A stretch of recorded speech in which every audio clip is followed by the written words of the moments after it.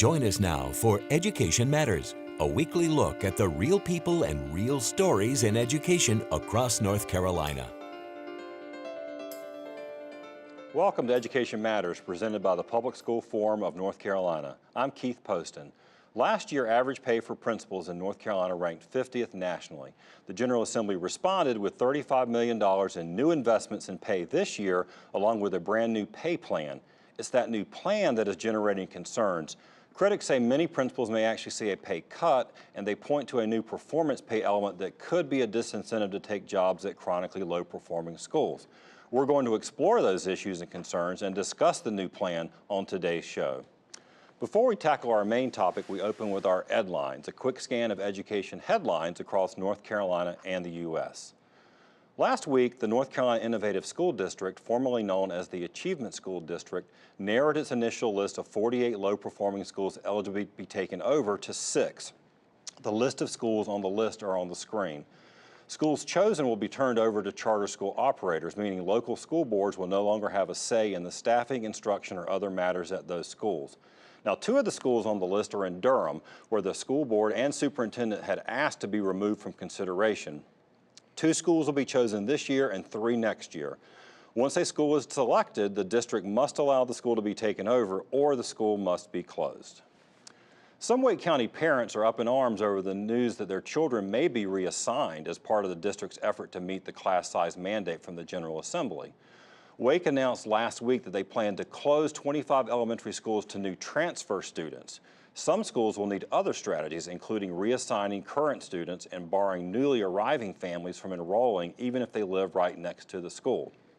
The lower state-mandated class sizes would require Wake County, for example, to create space for the equivalent of 9,500 seats, or about 14 new elementary schools. Superintendent Jim Merrill sent a letter last week to Wake County members of the state legislature asking for help. Decisions in 2 education-related court cases were handed down last week by the North Carolina Court of Appeals. In one case, the judges ruled against the state board in a 3-year-old lawsuit over whether the State Rules Review Commission has authority over state board policies. The Court of Appeals reversed a lower court ruling that the state board was exempt. The other case involved school funding in Halifax County. Now, in that case, the judges ruled against a parents group that had sued the county over inadequate support for the local school systems. The court found the responsibility to provide a sound basic education to North Carolina students rests with the state, not individual counties. Finally, this week marks the 60th anniversary of the integration of Central High School in Little Rock, Arkansas. 9 African-American students were under National Guard protection integrated at that school on September 25, 1957. Even though the Supreme Court had found segregated schools unconstitutional 3 years earlier, across much of the South, strict Jim Crow laws had kept the schools separate. Remember, you can visit the Public School Forum's website at ncforum.org, click Education Matters, and read more about each of the Edlines as well as the other topics we cover each week. As I said at the top of the show, we're going to talk about the new principal pay plan enacted by the General Assembly earlier this year. And joining us to talk about it on our first segment are Matt White. Matt is the principal of Apex Friendship High School in Wake County, and Dr. Ray Spain. Dr. Spain is the superintendent of Warren County Schools. Thank you both for being here. Good morning. Thank you. All right, Matt, I'm going to start with you. You just celebrated a birthday, I understand. You're 59, so I think since you told me, I'm going to say it on the air. You're a veteran educator and a principal. You've been in education for 30+ years now. So how will this plan personally affect you as it's currently set up? As of right now, there's a hold harmless provision, so it does not affect me other than my salary is basically frozen. But at the end of the hold harmless, I stand to have a significant pay cut based on the fact that the new principal pay plan does not include experience. So all of the experienced principals in my sort of situation, 30 more years, stand to suffer a significant pay cut. And the experience level was one of the things that was taken away in this new plan. Now you're here in Wake. Obviously, you've talked to other principals. Are a lot of principals sort of looking at it warily as well and sort of doing these calculations? Absolutely. Excuse me. The experienced principals who've put in 30 years and more have to look ahead. As I mentioned to you earlier, I've got 2 daughters in college, and so I've got some long-term plans that I need to be looking at. And the fact that the hold harmless is only 1 year is a little unsettling. Right. Dr. Spain, as a school superintendent, you've got to hire folks like Matt White. What do you, if you know, this is like Warren County, if folks don't know, is a small system, serves a pretty high poverty community, a kind of system that traditionally has a harder time sort of recruiting and retaining teachers and principals, right? So do you think this new plan is going to help or hurt Warren County? I think it's going to hurt Warren County. We currently have 8 schools. Of the 8 principals, none have any more than 5-year tenure. So we've got a young staff, and we have turnover. And this is really going to be a disincentive for those trying to recruit principals as well as retain principals. The fact that the pay can change for principals. We have some low-performing schools, even though we're making progress. It's somewhat of a challenge for someone coming into the profession to be under so much stress trying to bring those schools up when there's the incentives are actually disincentives where they can see a reduction in pay. Yeah, and that's something I've heard from principals that I've spoken with. It's some of them are the pay increases are good now, but they also worry about it. It almost becomes like you're working on commission, and you could see some pretty wide fluctuations in your salary from year to year. Is that something that you've heard as well? I've heard it over and over again. Right. And in fact, we had one principal that left one of our schools this year to move to another county, went on a teacher pay salary, and it was actually an increase. Well, Matt, the veteran principals like yourself, I mean, do you think this is sending the wrong message, or is it sending a message that that the state doesn't want veteran principals? I'm not sure if that's the message or not, but it does remind me of a couple years ago when the teacher pay scale was adjusted, and the majority of the money went to the newer teachers, and I understand that you want to keep people in the business, but it does send the message that perhaps experience is discounted a little bit. Certainly, I'm a principal at a high school, a 4A high school, and we have over 2,000 students. So my sense is that I didn't get this job just because I've been around for a long time. I think that over the years, principals gain experience, they learn lessons, and they learn how to handle complex organizations that I don't think that newer principals can handle. So I can certainly say that in Wake, the experienced principals are feeling that this new play plan does not recognize their experience and their expertise. Right. Dr. Spain, what would you do? I mean, as far as when you think about what you need, so what are the things that would make it, you think, easier for school systems to recruit the best principals? I think some predictability in salaries, that principals need to know what their career path is, need to know that if they are working and making improvements, that they're going to be rewarded, that there's not a chance that they may go up 1 year and down the next year and see a significant pay cut. So predictability, I think, is one of the main would be one of the things that would certainly help this situation. Yeah. What do you think about the performance element?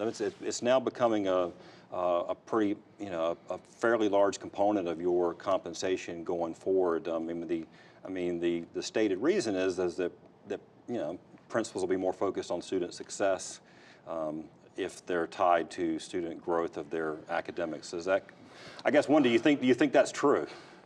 I don't think that any principal is afraid of being judged on their performance. Our job and what we're devoted to is improving student performance every single day.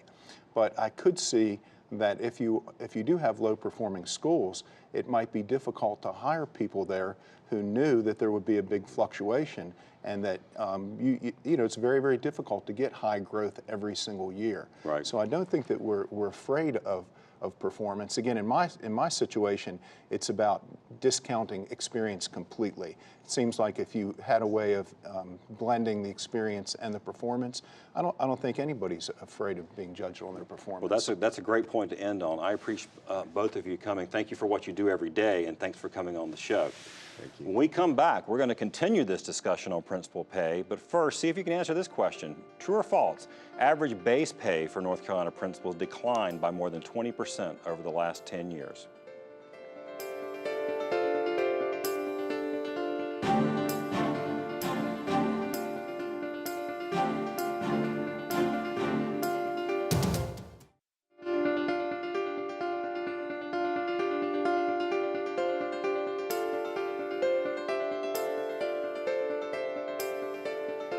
Welcome back to Education Matters. Did you correctly answer true? According to salary data from DPI, average principal pay has declined more than 20% since 2007. Joining us now to continue our discussion on principal pay, we have Jason Griffin. Jason is the principal in Perquimans County. Did I pronounce that right? Yes. Perquimans County. And he's also the 2017 North Carolina Principal of the Year. So thank you for being here and congratulations on that. And Catherine Joyce, friend of the show, a regular feature speaking on behalf of school administrators and leaders across the state. She is the executive director of the North Carolina Association of School Administrators. So welcome back, Catherine. Thank you. All right. Let's start with you, Catherine. Now, you've heard some criticisms of the new plan, including some that we just talked about in the first segment. Your group represents superintendents and sort of umbrella principals and sort of all school leaders. And I know you've said this is a good start overall, but when you hear things like 30% of principals in Wake or 25% statewide may actually lose pay in a pay raise plan, I mean, is that a good start, or sort of where are you right now? Well, first of all, no one is losing pay. So there is the hold harmless in place, and I think we've got to give the General Assembly time to come in next year and extend that, which I fully believe they will do. I don't think that our General Assembly wants to disenfranchise principals in the state. They want to work to improve it. That's the plan. That was their focus this year. So the plan is not finished. Let's let them keep working to get it right. So that's what you think at this point, yeah. And I think we, you know, just to be clear, when we talk about losing pay, what I mean is there is like I said, hold harmless. So if you are going down under the new plan, you won't this year. But this is a performance-based plan that, I mean, if the hold harmless is extended another year, I mean, it's not really a performance plan if there isn't a chance for, let's just call it winners and losers. I mean, there will be people that will go up or down each year, right? There can be fluctuation in pay based on performance. If a school's student growth is not improving, growth targets are not met, the principal pay can dip. That's true. Right. All right, Jason, you're a principal yourself, so you're affected by this. I'm interested in your take, both speaking for yourself, but as well as for your profession. I mean, I think that's, as the principal of the year, you have an opportunity, I know, to talk to your colleagues on a statewide basis. What are they telling you and what are you hearing? So there's mixed reviews across the state in terms of the principal pay. You know, for the younger principals such as myself, we do see a benefit from the principal pay plan. However, veteran principals, are affected by longevity, years of experience, the number of classroom teachers, based off the previous plan. So, I do feel that this plan is steps in the right direction. Right. I mean, $35 million this year, another $5 next year, so it'll be 40, and that's recurring dollars. So, right. So that's not a small investment. I mean, so I think again, as Catherine said, in fairness, that is a good investment in principals. But I guess, what do you think besides extending hold harmless?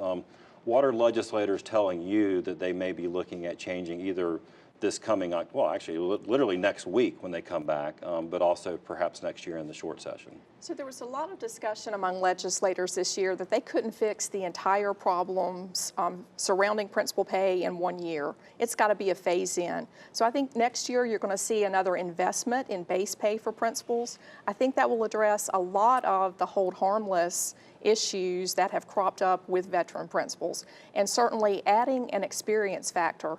That is something we are advocating for. You heard that in your previous segment. Right. Experience would be a great addition to this plan. Right. Now, Jason, what do you think about the the performance part of it. That's new. It's something that it's a priority for the General Assembly to have performance metrics. I guess overall as a philosophy, sort of what are your thoughts? And then just the way it was crafted, tied to, which we don't have, this will be a whole other show to explain what EVOS system is and how you calculate growth. But what do you think about it overall? Well, I think EVOS is a great measure in terms of looking at student growth from one year to the next. Having EVOS as a part of the principal pay plan, that's obviously a policy decision. I do believe that, the school performance grades are important, but what I would like to see is, more of a correlation between school performance grades and principal pay. So let me explain. So school performance grades are 80% achievement, 20% based off of growth. Right. Well, the principal pay plan is based off of your ADM and growth. I'd like to see the growth side of our school performance grade, weighed more, maybe 60-40 or even 70-30. Right, and for viewers who don't, so what you're talking about, when we say growth, we're talking about sort of the improvement from year over year. And so you're saying that just like on the school performance grades, some of the same criticism is a level that it's too tied to standardized sort of end of grade tests. And so you would agree with that? Yes. Okay. So now, what about the idea of sort of how you're evaluated?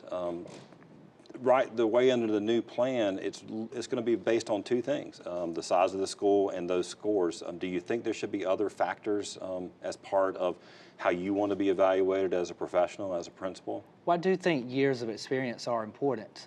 Veteran principals have paved the way for me to, be here, be a principal, continue on as principal of the year. So I look to veteran principals, for knowledge and ideas. So I think that should be considered. Longevity for all principals is different. For me as a younger principal, longevity may not hurt me as much, but our veteran principals and even some principals that don't have the local incentives, longevity may be all that they have. So I do think that we need to go back and look at longevity as well. Catherine, what about the, with any kind of big legislative change like this, you said give them time. I mean, getting the process right is important. Do you think there maybe could have been more inputs in the sort of, it seems like some of these things ought to have been able to be figured out with the plan before it was passed. I mean, what are your thoughts on how it was put together? Well, certainly there were discussions with lots of advocates about what this plan would do and what it should entail. The General Assembly has ideas they want to pursue. I think our job, my organization's job, is to make sure we're advocating for the best interest of principals and making sure that students are well served. So we've got to work with the General Assembly to get this plan where it needs to go, that next step, phase 2, and we're looking forward to that in the short session. Give you the last word, Jason. What do you think, what would you fix? I mean, do you think sort of if you could just wave a magic wand, what would you do? Well, I think, based on the stats right now, we have somewhere between 70 and 80% of principals who are benefiting from the new principal pay plan. And I'm confident that the General Assembly is going to go back and address the technicalities that, are going to help us to, have a principal pay plan that's going to be more midway of the pack when compared to principals across the nation. Excellent. Well, look, thank you both for being here. Big topic, and we'll be watching to see what happens with the legislature. Thank you so much. Thank you. After the break, this week's Leadership Spotlight.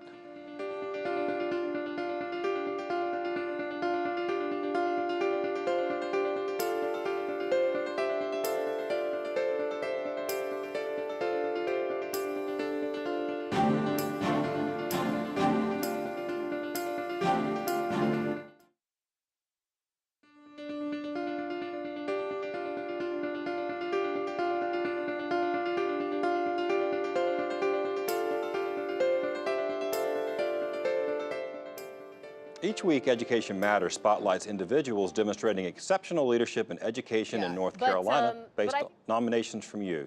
This week, we spotlight Kirby Jones.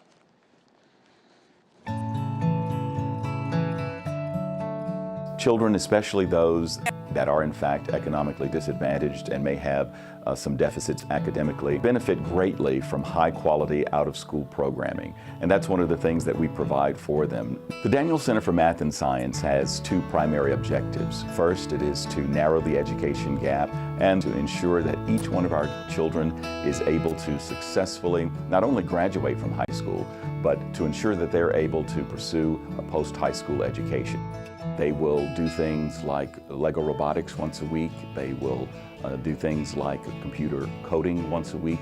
We have life skills that we provide for the children. Job shadowing is one of the things that we're most excited about, where our teens have the opportunity to go and work with engineers and scientists in their environment and see these professionals in the real world environment. We fill a gap, we fill a need, we provide high quality education enhancement for students who sometimes greatly need that education enhancement and extra push, but perhaps their families are not able to provide it economically. Our effort is to change the default setting for children.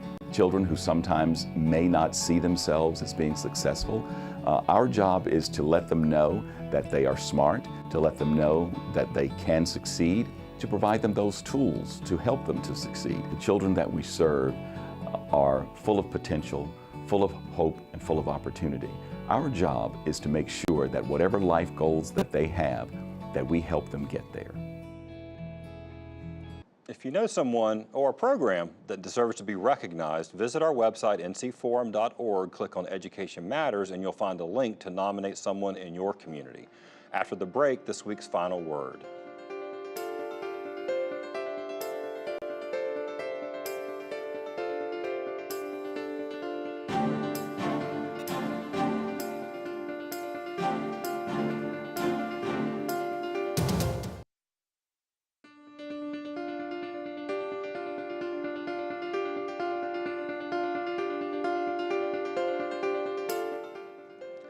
Improving principal pay was a top education priority for the General Assembly this year. The fact that North Carolina's average pay for principals had dropped to 50th nationally had galvanized support to do something.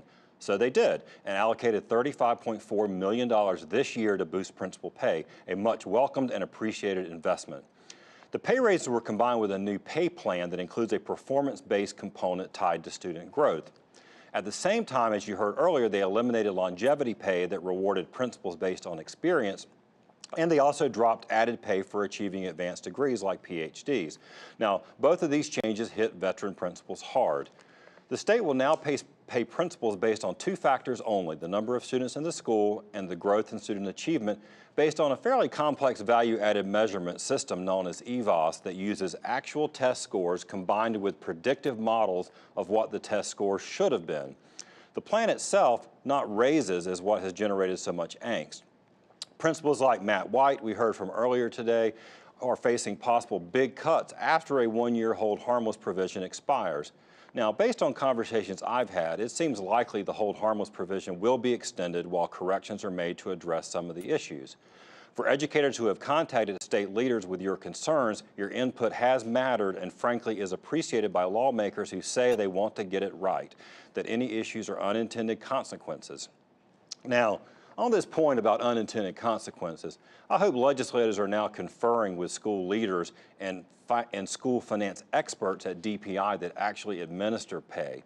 It appears that pay experts were not asked to thoroughly examine this major overhaul of principal pay before it was passed. If it had been done, the unintended consequences could have been discovered and fixed. So you actually might call these avoidable consequences, whether they were intended or not. Now, while the corrections are being made, I'd also suggest legislators spend some time with the performance measure part of the plan and make sure they are not setting up a plan that makes it harder for low-performing schools to recruit top-flight principals. Perhaps consider salary multipliers based on school poverty rates, for example.